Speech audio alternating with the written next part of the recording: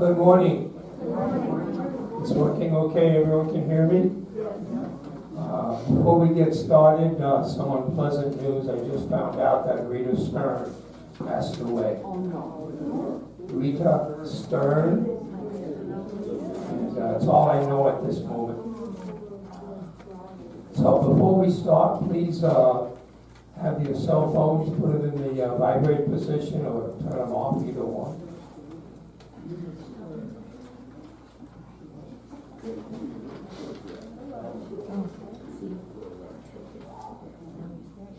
And we'd like to start with the Pledge of Allegiance.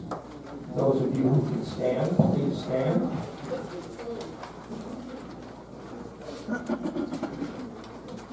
I pledge allegiance to the flag of the United States of America and to the republic for which it stands, one nation, under God, indivisible, with liberty and justice for all. Thank you.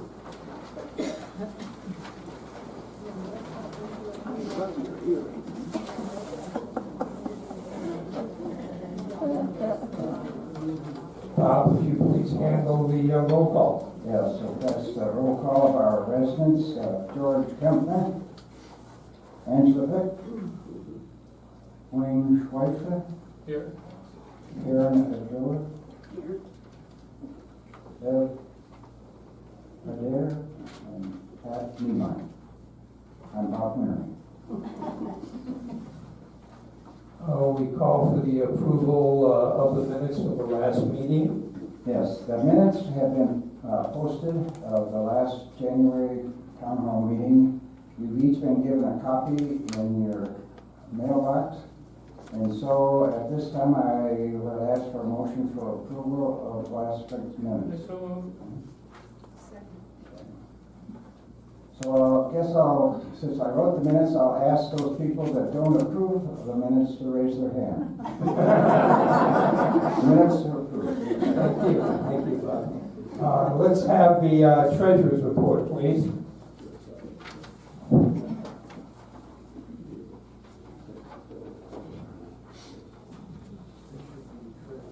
Good morning. Good morning. This is the treasury report for the month of January. We had a beginning balance of $16,109. There were expenses of Is that microphone on? Yes, it is. Well, then you Talk a little closer. I'll move it out. Gotta be for the short people. Is that better? There we go. Okay, the beginning balance was $16,109. So their expenses of $352.55.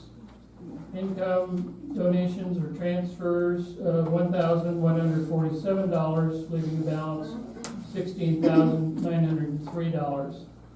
Of those, we had the Employee Scholarship Fund had an increase of $1,000 resulting from an uncashed check for one of the recipients. The check has gone stale dated now and the bank will not honor it. So we credited that account with $1,000, bringing it back up to $12,157. The gift fund had no disbursements, and $100 was returned as a check was not issued because the person left before the check could be issued. Library fund had expenses of $128 and no income. General fund had expenses of $168.50 to pay for new checks so we can write them next fall. The happy hour fund had income of $47 for January, expenses of $55.97 for supplies, and those are basically replacing damaged goods that did not survive the 2-year storage. So that's the report for January. Are there any questions? Great, thank you. Before we go to the other committee reports, I've been looking around the room. I do not see anyone who is here for the first time, a new resident. But if there is, would you please stand up and introduce yourself? Okay, great. All right, let's continue with the committee reports. Angela, would you please give us the building and grounds?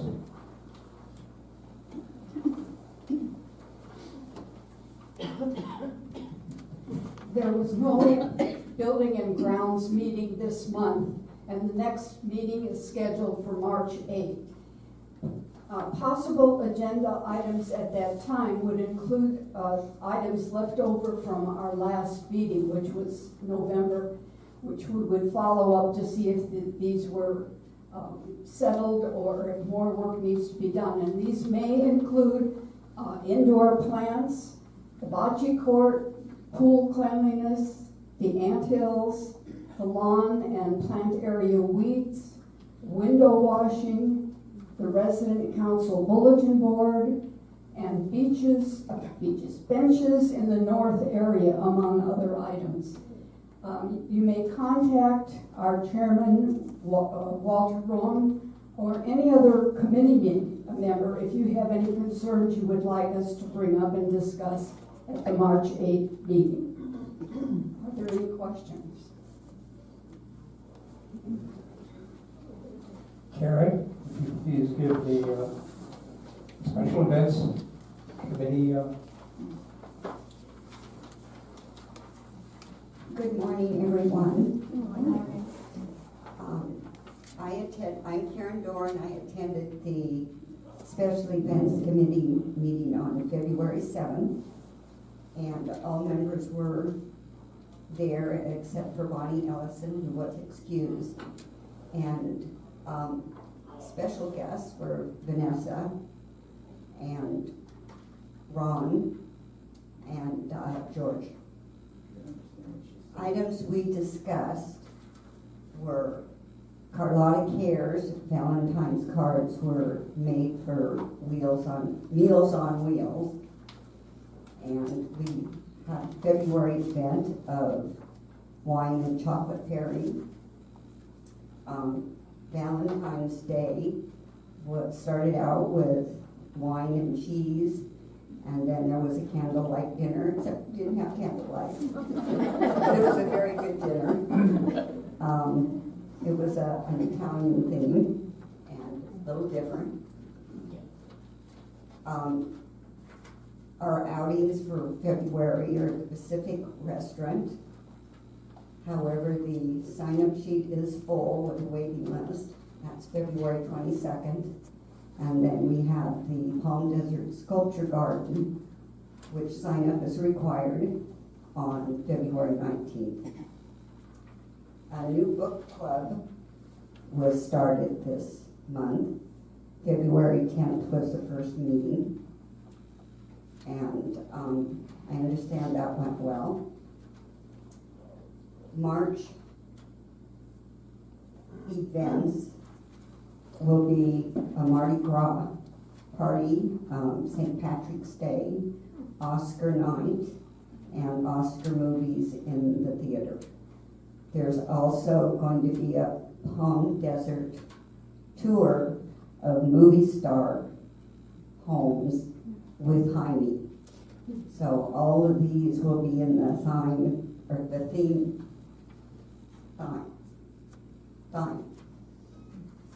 March calendar. Vanessa is learning the Life Loop programming, and George Kempner gave us ideas of what is going to be happening with the Kentucky Derby Day. The meeting was adjourned, and our next meeting is on Monday, March 7th at the Bella Dickinson Lounge at 11 o'clock. Thank you. Are there any questions? Pat, would you please give us the dining services committee report?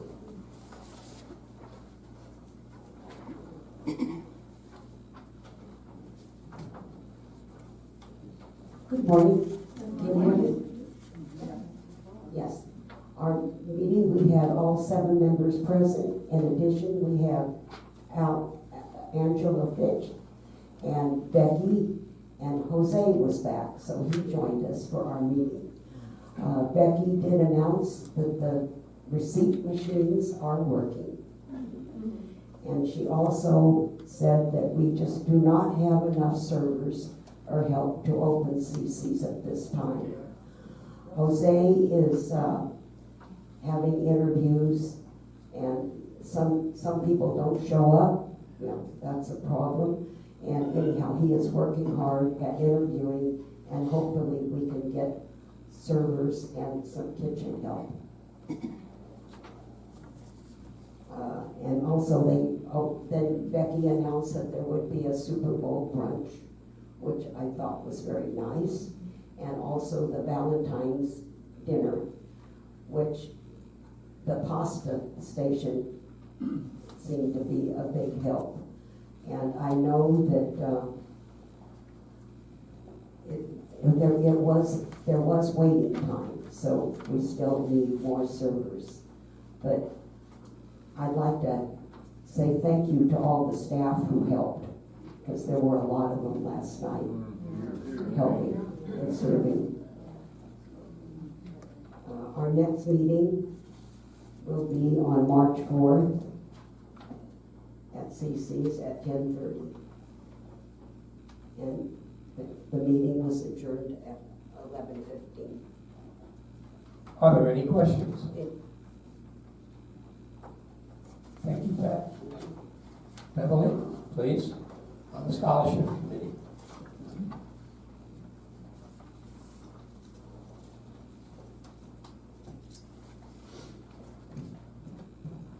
Good morning. Can you hear me in the back?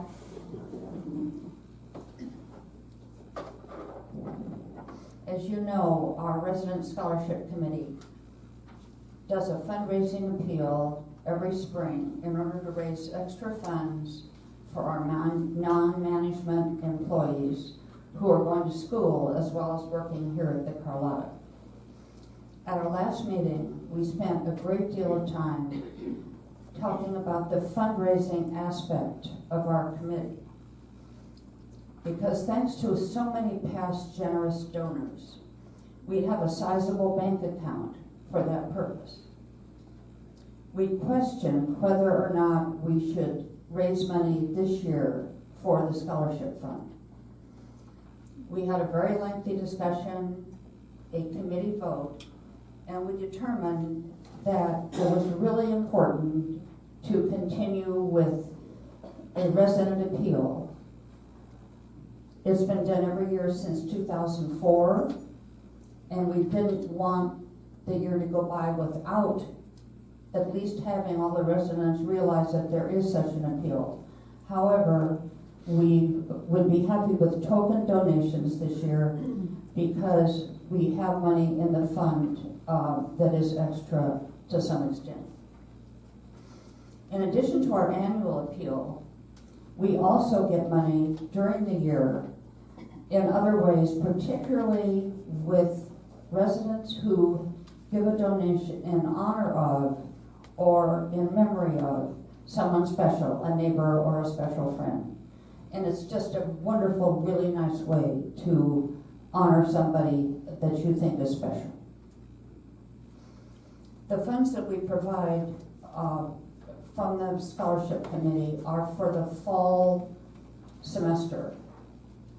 So the timing for our appeal is based on when the applications for fall semester come out. So we will be timing our schedule after we find out when that happens. And that's my report. Questions? Thank you. Questions?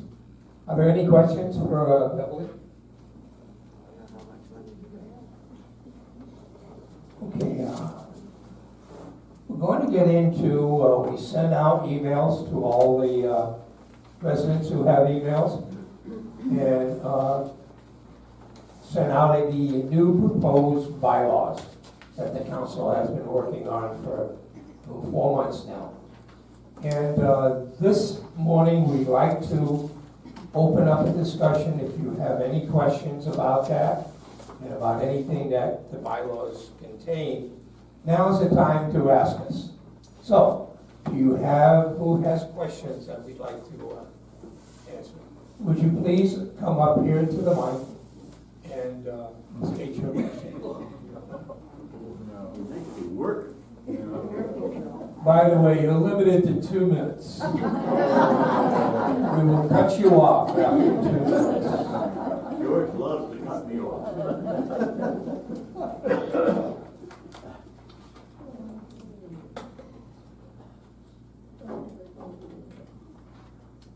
Good job getting these out.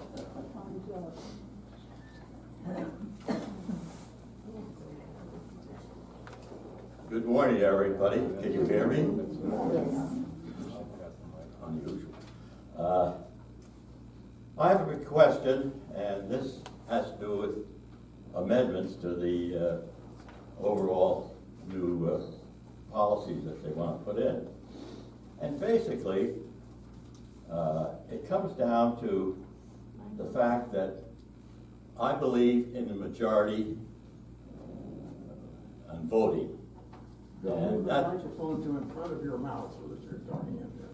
Thank and you. that's inherent in this country. That's why we set up the United States to get away from basically England and their laws. And we set up ours because they weren't fair, and we set up ours. And the key thing I believe is the majority rules all aspects of any part of the operation. And the reason I bring it up is that Article 11, the amendments, basically talk about, in some cases, 2/3 vote for a majority. And in each of those places, I would put 50.1% to required vote. And I could expand on that, but what I'm saying is, to be fair, the majority should rule. I mean, that's been in this country. And 50.1% in every election wins everybody. Why should we be different? And that's all I have to say.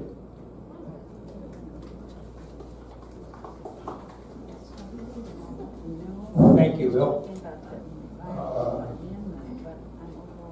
Anyone else on any comments?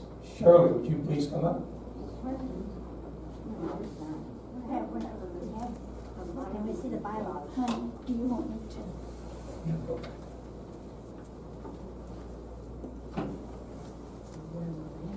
Did you get them? No. Oh, they emailed them to everybody. I didn't. You don't have emails?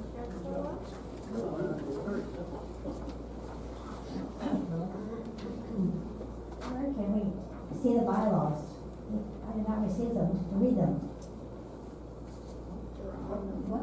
I didn't hear the question. Question is, she needs a copy of the bylaws. She said she did not receive them. You have my friends. And Bob has some additional copies up here. We can give you one. We have some copies. Thank you.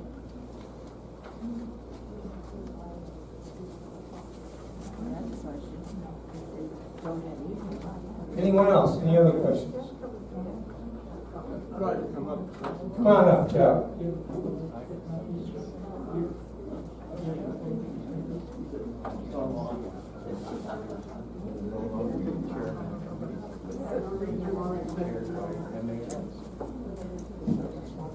Come on, Chuck. No, but I can check my computer.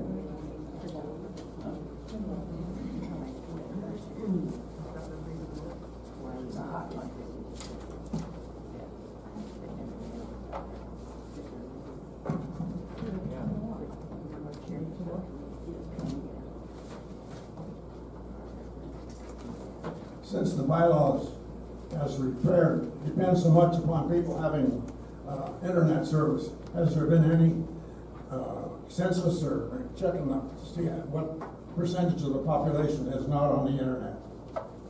19.6 or not? Well, those people are going to have a hard time communicating, and that's a problem I think that should be concerned. You really restricted the access as people appointed here to the bylaws and things like that. Article 4, Section 7, this section should be removed. The council cannot remove an elected member. This bylaw, with a majority vote of the 9 members, you can discharge any member on the council. This is inappropriate. It's not done in city councils. It's not done anywhere. It's certainly not done in the Supreme Court. But this is, and you already exercised that thing by discharging the parliamentarian. And this is not within your rights, and it's a wrong thing to do. There are many questions. I think these bylaws are probably the hard work of some good people, but poorly conceived. And it would be better if they could be reviewed by the past presidents, the 4 of us, and along with the president of the council, and see what kind of changes could be appropriate so that we could better serve the residents. Everybody should be able to have a copy of the minutes sent to them. If 19.5% of the people don't have internet, then we know who they are. We ought to be able to see that they get the minutes and the agenda and things that are necessary. I think too much is placed on the internet as the communicator, and we should try to communicate everything we can. And I do believe these bylaws, well, another thing is it says that the bylaws, in one of the articles, that this Article 11 says that this law supersedes the Constitution of the Council. How can this law supersede? This is a bylaw change, and how can it supersede the Constitution? And the bylaw change should be voted by the residents. But I think this needs a lot of work to be fair representation to our community. Thank you.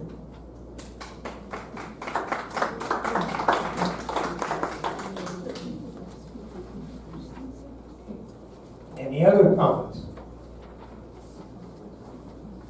Thank you, Chuck.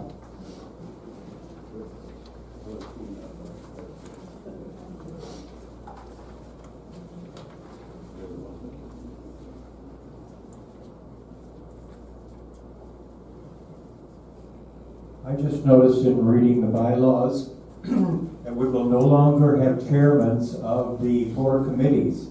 The committees will now be chaired by the MALs and not the elected chairmen of the committees. I wonder if everyone is aware of that.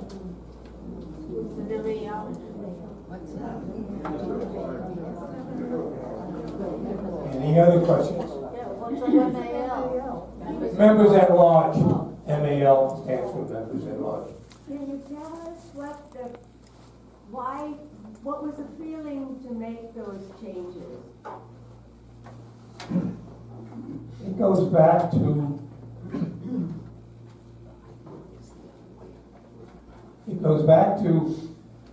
trying to find out and set up a group of other resident councils. What I did was I started to question Watermark whether they could get me the names and phone numbers of other Watermark resident councils. Well, that didn't work. They weren't very much in favor of giving me that kind of information. So I set it upon myself, and I wound up with talking to the council president of the Fountains at Bronson Place, which is in Kalamazoo, Michigan. The Fountains in Lake Point Woods in Sarasota, Florida. These are both Watermark facilities. La Posada at Park Center, which is in Green Valley, Arizona. Regents Point, which is in Irvine, California. And Windermere, which is outside of Chicago in Wheaton, Illinois. It started out with me trying to find out what the resident council in those facilities are doing. What is working and what is not working. Of course, it came to the constitution and or bylaws of each place. And we had this set up in phone calls and Zoom meetings. And we shared with one another the actual constitution and or bylaws that each one of these facilities had. To say that I was ashamed of ours is an understatement. It didn't really cover too much, didn't spell out any duties, and it assumed that every member of the resident council before or in the future comes to the council with a lot of experience on being on various types of councils or committees. And being able to participate because they know exactly what needs to be done and how to do it. Well, that's not the case, as many will point it out to me, that most of the people that are on these councils in these various other facilities, including ours, do not come with a lot of experience on what to do and how to do it. I submit that our current Constitution is the best example of that. It says nothing on how to change it, how to eliminate, how to remove someone from the council. None of those things are covered. What we were able to do, we started a committee at our first meeting when we took office on November 2nd. And the committee appointed was Angela Fish and Wayne Schweifler and Bob Wittering. And what we were able to give them was an actual copy of each one of the bylaws or constitution. There's two called the Constitution, 3 called the bylaws. And these were given to the committee as a starting place, as at least they had some knowledge of what other facilities were doing. I literally had been working on this for over a year and putting together various segments of what I thought made sense from each of these facilities.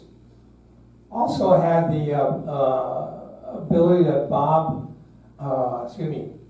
that Alan Winfield, when Alan and his wife moved in, they came from La Posada. Before they moved into La Posada, Alan was on the board of directors of that facility. Once they moved in, he had to withdraw from the board of directors, but he did go on to the resident council. Unfortunately, I did not have enough time and meetings with Alan before health issues took over for him. But at least I was able to get some of the bare, basic things that needed to be changed with ours. Now, I know that some of the comments that have been made by Chuck and by Bill and Roger, they do make sense. However, it's got to be changed. It just doesn't fill the current experience that we need to have for people who are coming onto the council. This new bylaw does state what each position and what each individual needs to do. So that was the background, and then the committee started and taking line by line and taking it apart, adding things to it, taking things out. And what was left is what most of you received. I know there are many people here who do have email, but they don't literally open it all the time. They don't really read it. But that's not what currently is in vogue. People are going to have to electronically master some of these things. LifeLoop is going to give you things that used to be put up on a bulletin board. There will no longer be bulletin boards, because everything will be on these electronic display units. Are people going to have problems with it? Yes, they are. Do problems still exist as far as email is concerned? Yes. But also, to have the secretary spend time putting paper into the in-house mail slots, all you need to do is check the garbage cans after those mail slots are filled as to how many go right into that garbage can. Now, the people who read the memos that are sent out, they're going to read them whether they come out in an email form or whether they come out in hard copy. And by the way, I put in every one of the boxes that does not have email, a written note telling them that if they wanted a hard copy, all they had to do was to call the council secretary, Bob Winery. And the last message I had, two people requested hard copies. So if you think that that is a problem, you gotta think again. Because there are a lot of people who, even though they get things in their mail slot, they still don't read them. Sometimes they really don't get them either. And sometimes they don't really get them. I had a person the other day tell me he never got his bill. Did you ever get it straightened out? Yeah? Yes. Good. But again, all you need to do is look in the garbage can. They just wind up in there. The Chronicle, which was sent out by email this time, but also followed by a hard copy, was an exception both ways. But to have a secretary stand in front of these mail slots and keep throwing in all this information that's going to be generated by the council is not the way for the council to really function well. Get the information out as quickly as possible. To those who want to read it, they're going to read it one way or the other. So that's a little background on why we have had attacked the changes. Another reason, yes, we are the elected representatives on the council of the residents here. We wish that there were more people who were willing to serve on the council. We wish there were more people who were willing to serve on committees. There was one question raised as to why the MALs, members at large, are now going to be the committee chair people. It's, again, lack of people. I started on the members at large committee 4 years ago. There were 3 or 4 members on that members at large committee, the same who were on it when I was there. And yet, we're trying to limit now to 5 members, 3 to 5 members on a committee. Why? Because some other committees need help in getting people on it. We're going to start a new committee called the Wellness Committee. That's going to require at least 5 more people.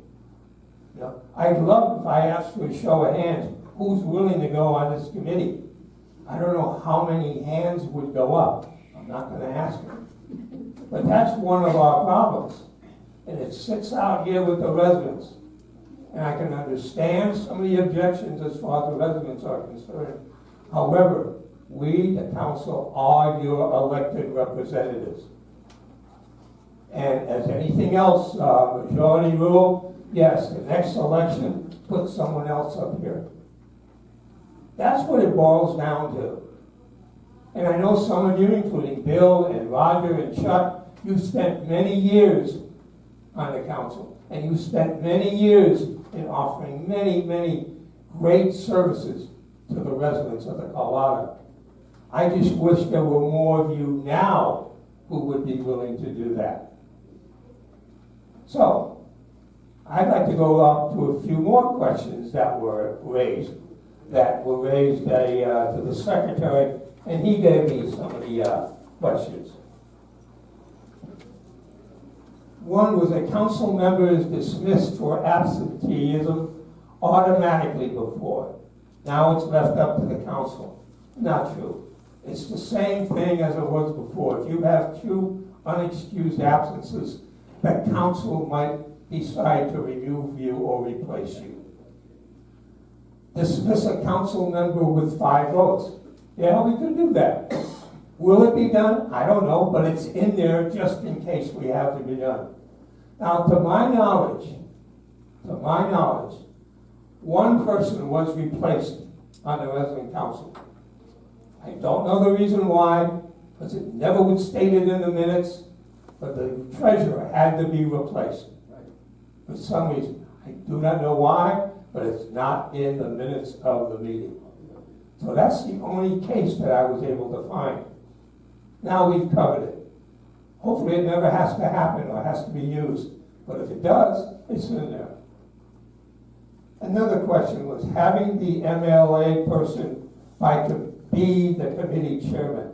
Should leave it as it is. I've already answered that. We do not have enough people to have to have a Karen or a Pat or a Beverly go to these committee meetings as a liaison. No. They should be in charge of it. And then have a vice chairperson in that committee. All the committees, including the council, used to meet every other month, usually for a half hour, according to the meeting of the minutes. Now, we changed that very quickly and went to every month meetings now. And we're insisting that the committees meet every month. Limiting committees to 5 members. Same reason. We have 9 members on one committee and we can hardly get more than 3 on another. We have 6 or 7 on a committee where 2 people don't show up. Can't be done that way. It's got to be run like a professional organization. And if we don't do it that way, we'll never get any cooperation from the residents. The residents will not have the confidence in the ability of the council. Another person accusing the council of using scholarship money to buy camera and microphones. Now, I can assure you, in the 4 years that I've been a member of the council, no money was ever taken from the scholarship committee and used for something else. I don't think as a treasurer, Wayne, or his predecessor, Chuck Haver, would ever have allowed that to happen. So I don't know where this individual got that notion, but that is also untrue. Hopefully I've given you some indications or reasons why we felt this was a change that was needed. And as far as bylaws replacing the Constitution, it is legal. Bylaws should be simple yet complete enough to give needed direction to the council members.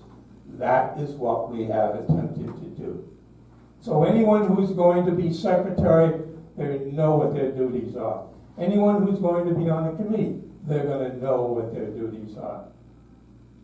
We've placed it all the same now. The basic bylaws now filter down and filter down to each committee, so that the committees are going to have to redo their bylaws so that they're not in conflict with the bylaws of the council. Have I generated any other questions in what I've said? Yeah. Shoot. I know there's a problem digitizing this world, and this world being within this unit here. And I think you're berating people because they don't have a capability to meet the future. And that's going to happen in a group this age. And there are a lot, I don't know what the percent of people that are digitized, but you can't whip people into either you do it or you're not going to know what's going on. That's what you're saying. And I don't think that's right. I think you're not understanding what I'm saying, because I'm not berating anyone.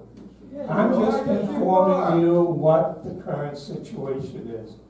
Can I dictate that you open up your email? No. You're not going to change that habit. If you use email regularly, you're going to continue it. If you don't, you're certainly not going to change because things are coming out in email. But we can't continue to stuff mailboxes, and in most cases they're not being read. One of the very early comments I got when I questioned a resident, well, don't you read the things that are put in your mailbox? He says, no, the only thing I read is the menu. And that is true, ladies and gentlemen, and Bill, I don't care how you want to call that, but that's the truth. And you're not going to change people who don't want to use email. However, if they want to stay up to date on the information, email is going to be the fastest way. Now, you can always go to the bulletin boards and read the copies that are posted, or in the future, you'll be able, maybe at home, if you can figure out how to use LifeLoop at home, you'll be able to get the information then. But the paperwork is going to decrease no matter what you think or what we do up here. It is going to decrease. It's going to go electronically. That's the name of the game. It's now electronics. And I know to some of us, that is a very, very difficult transition to make. Because habits are very hard to break, especially at our age. Especially at our age. Any other questions that I can answer for you? The council has spent a lot of hours on this. We have gone literally word for word. Also, some of you that are sitting out there now have been great and big assistants in pointing out things to us. And we have made some changes. The recent changes have been mainly in grammar and making it more consistent with each article, the wording. But a lot of you have participated in that, and that we are all very thankful for.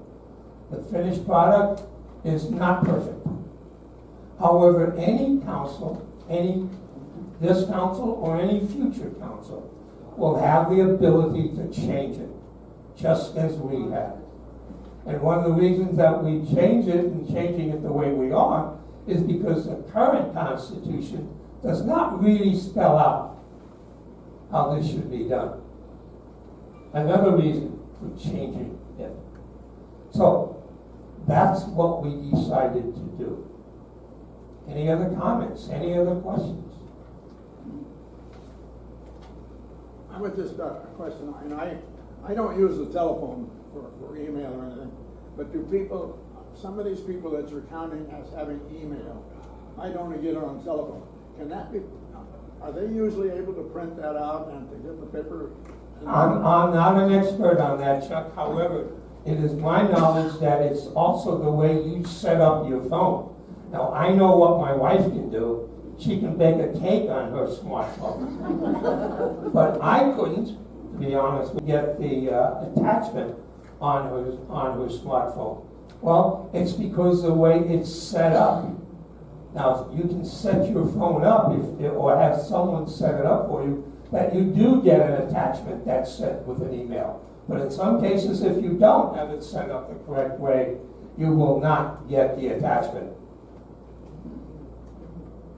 Any other questions? Good question, Chuck. Yes, ma'am.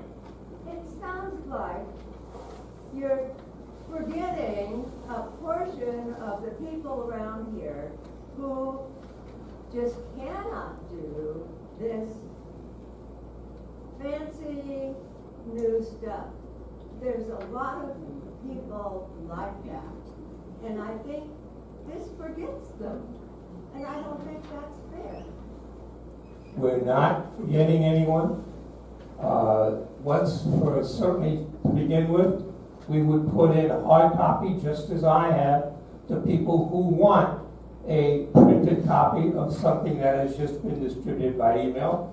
All you'll need to do is call the secretary, and Bob will make sure that you get a copy of it put into your box. But, pardon? So we're not going to forget anyone. Everyone who still wants a printed copy, we'll make sure they get one. They may have to go to the bulletin boards currently, or to the electronic boards, which are coming at the end of May, to read. So you might not have the luxury of having a hard copy in your hand. Yes, Chuck? Why are there only 7, are there 8 members on the board today? Yes, there are. We had 2 resignations. One been hidden. I thought there were only 7. I was wondering why the board was diminished. We had resignations by David Sherman 2 months ago, 3 months ago, 3 months ago, and Dick Amity resigned last month. He was the parliamentarian. By the way, in the over dozen resident councils I spoke to, there is not one parliamentarian. There is not one parliamentarian. And then when they ask me, well, what does he do? He said, well, he sits next to the president and reminds him if the president says something bad. And he has no vote. And he has no vote. Now, if that's, that really falls into your majority vote, Bill, doesn't it? And I'm being facetious, however, you know, we've got to bring this up. We've got to bring this into the modern times. And will it be a little painful? Yes, it will be. Will not everyone like the fact that it's going to come out emails instead of regular mail? Yes, people are going to resent that, some of them. But we have to make the change sometime. And we've chosen to do it now. Yes, ma'am. Would it be possible to have a permanent list of the people who are going to require handouts, hard copies? Sure. So that they Sure. don't have to call every time? Of course. Yes. Of course, not a problem. It's a heck of a lot easier to put in, you know, to fill 10 or 15 or 20 boxes than it is to fill 140, Right. 174 if we were filled up. Of course we can do that. And we will. We're not trying to make it more difficult. We're trying to cut down the time of a person standing in front of boxes, mailbox, and putting these documents in there we go. And I don't have to tell you, look at some of the inboxes. They're lucky if they get emptied once every 2 or 3 weeks. Now, you may not want to hear that, but it is the truth. Whether it's at CC's or whether it's here. Now, am I degrading people because they don't empty their mail slots? No, that's their choice. That's their choice. And they can change it anytime they want. Can I make one comment? Yes, sir. I would just like to say something you might think about a little bit. We spent a lot of time on this and we're trying to bring us up to the modern world, and we decided to have meetings every month, and so how about let's give it a try, and if it doesn't work, we can make changes anytime. Let me give you some more statistics.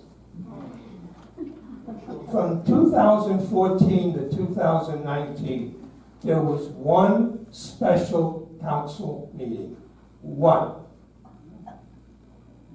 Other than that, they were very short, very brief. And that one meeting was on Friday, August 17th, and it was August 17, 2018, and it was to change one section, the nominating, Article 3, Section 2, the nominating committee. I do not know what it was before because it doesn't state that. It just states what it was changed to. But all through all these years, one special meeting. It's a shame, you know. Modern era, we put in that, we started to make sure that all meetings, everything was backed up on an external hard drive, just so that they would never get lost for future things. If you go to the library, you'll find that some of the minutes are there, the majority of them are there, but if you go to 2016, you'll find that only half of them are there. So it changes. So electronically now, another meeting minutes will never be lost. So electronically does have some benefits to it. And we had 4 special meetings since November. We've had 4 special meetings since November. This is not a once every other coffee clutch where everyone has a good time and talks for 30 minutes and then disappears. It's not that any longer. And you're welcome to attend any and all meetings we have. So if there's no further comments or no further questions, I'm going to ask the council members here for a motion to accept the bylaws as written. I so move. Do I have a second? I'll second. There's a second. Any other discussion? Motion carried then. Or all in favor? Aye. Those against? They're unanimous. It's the council only votes. The audience doesn't get a vote on this one.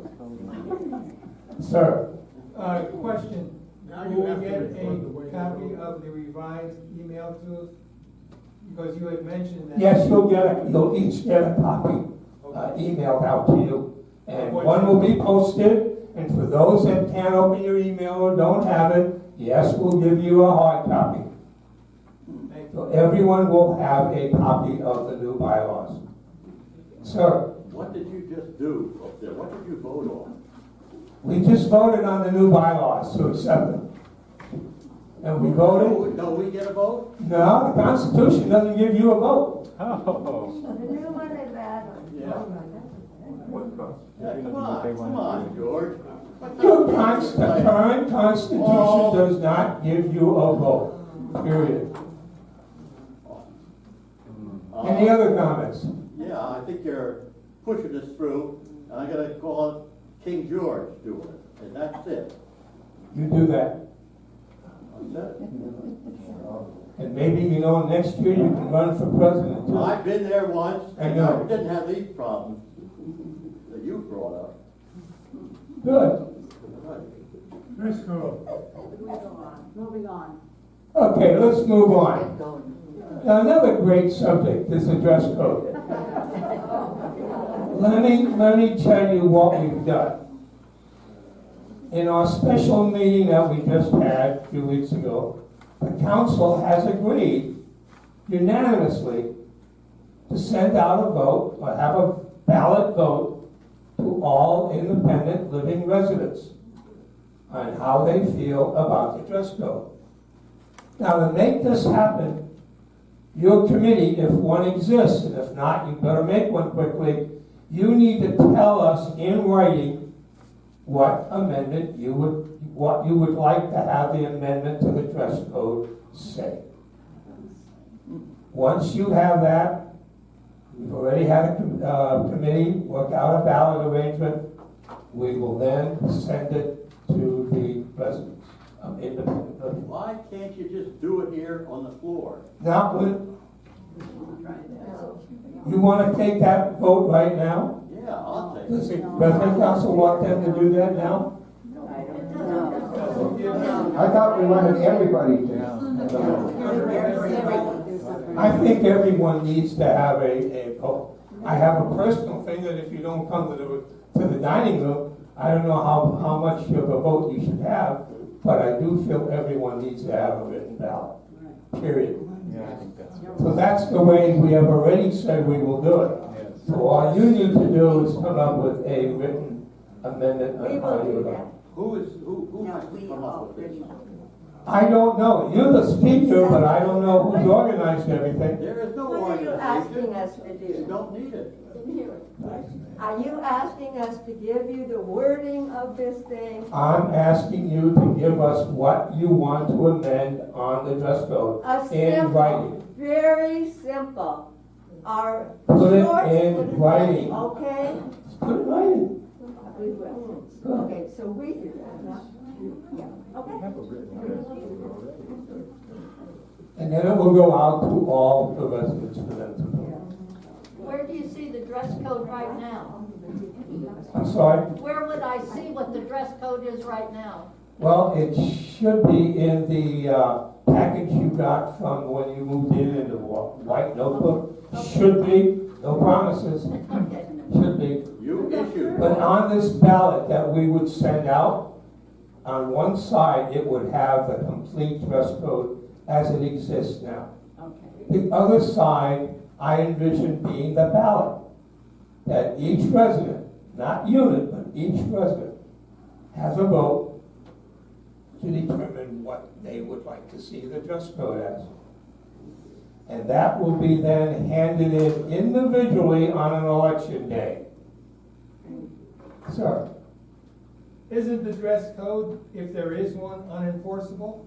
He is absolutely right. No matter what you or we come up with, the dress code is not enforceable. Now, we heard last I time, rest my case. I know, we're going through some, it seems like mental masturbation, but it's going to happen. At least you will have a vote, okay? Well, the And we will use everyone, not pre-signing, as Gwen mentioned last time, that we didn't approach some people because we knew how you would vote. Nor will will they be able to stare down people in the dining room who come in shorts. Nor will they be able, someone walk over to them and tell them, you must leave. That will not happen. You're getting nasty, George, come on. Look, you put out a dress code, you put one out. Yes. Right? It's a suggested dress code that is not enforceable. I mean, I don't know how else to put that. I don't know how else to say it. It is not an enforceable dress Well, code. why'd you put it out then? Yeah. Because there was one out. And you would have to go back and read the minutes of the meeting, of that council meeting, to find out everything that went on. You put out. I did not put out for the last time. Who put it out? The council put it out. Previous council. Order. So, yes, you may have the floor. Thank you. Good. A couple of years ago, is it on? Is it on? Okay, I was at this meeting when the dress code as it stands was suggested, and it had jeans in it and several things that I did not like. So I was the only dissenting vote at that time, regardless of what the minutes say. There was one vote said no, and it took a lot of guts to do it because I was the only one that said no. And now we want just the simple thing that you will not wear shorts to dinner, men or women. This is a lovely place, and it has a little class, and it's classless to wear shorts. And we sent a petition. So if you say you didn't have a chance to vote, it was not a vote, it was a petition. And there's a difference between a petition and a ballot. The petition said, we would like to have it said in the dress code that shorts are not permitted at dinner. It was that simple, and we went to people that we thought would sign the petition. Or a way to put it, we didn't go to the people that we knew wouldn't sign it. When you're petitioning something, you don't go to people that you know won't sign. We had more than half of the people, residents of this organization, or this residence, more than half of them did say, sign the petition.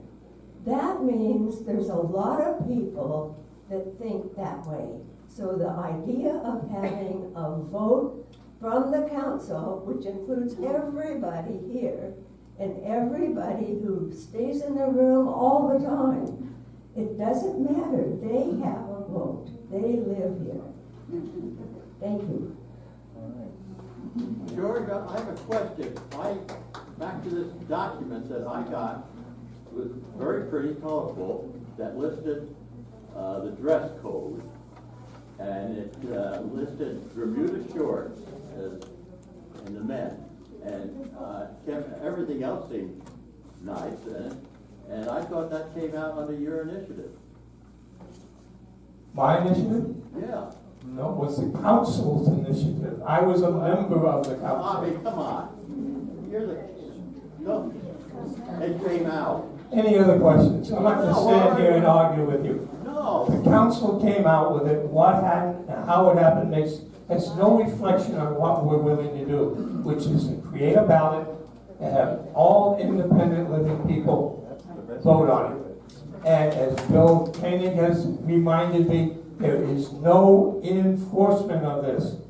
There's no one, and if you think that you're going to not have some hostility, if you go up and tell someone to leave, or tell someone you shouldn't be in shorts, you're smoking something that you shouldn't be smoking, because it won't be very funny once you do it.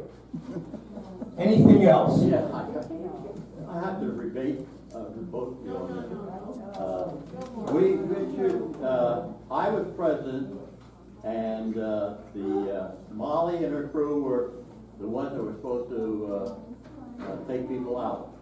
Well, that got changed because, and Molly was right, she should not have her people do it. And it was up to the people there that did it and to uphold it. There was no enforcement person or anything like that.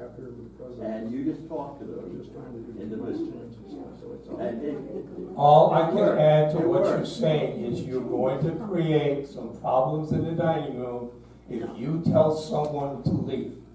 You may tell the wrong person to leave, and what he or she will do to you, who knows? But you're going to ask for something bad to happen to you. And if that's the climate you want to create, by doing that, Bill, be my guest. I did. It worked. That's all I know. It worked.